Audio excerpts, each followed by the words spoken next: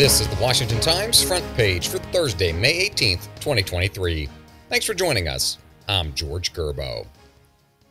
House and Senate negotiators working to secure a deal to raise the debt ceiling are weighing a plan that could give the federal government expanded authority over interstate transmission lines for wind, solar, and hydroelectric power.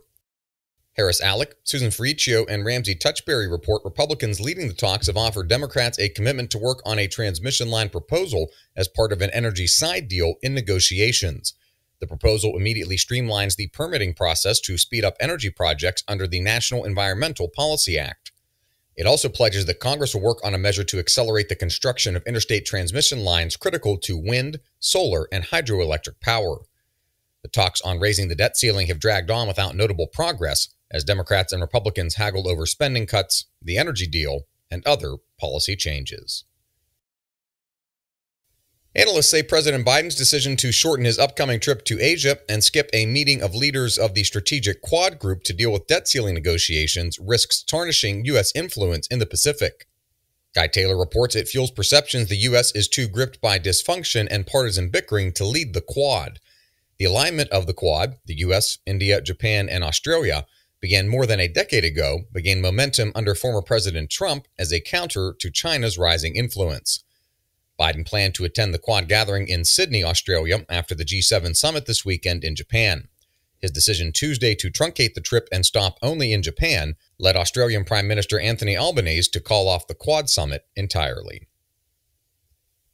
The National Institutes of Health has erased the Wuhan Institute of Virology, the facility at the center of speculation about the origin of COVID-19, from its list of labs that can conduct animal testing with U.S. money.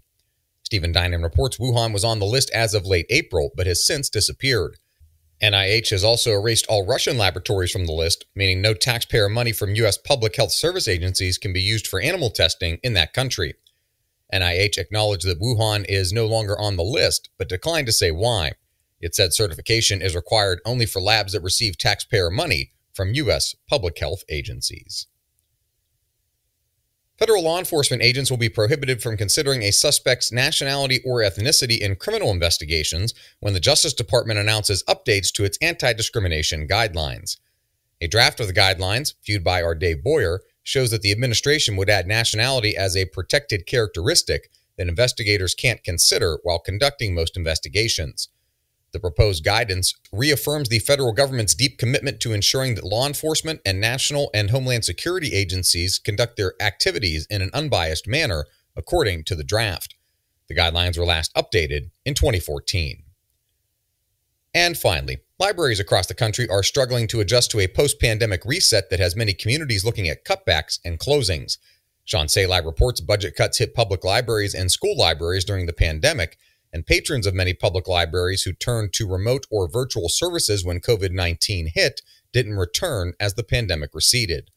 Librarians nationwide are weighing priorities as they respond to these trends. Find all of today's front page stories at WashingtonTimes.com/frontpage or on the Washington Times app, and find us wherever you get your podcasts. Just search Washington Times in any major podcast app. You can also find us on Twitter and Instagram at WashTimes for breaking news, sports, commentary, and more. For the Washington Times, I'm George Gerbo.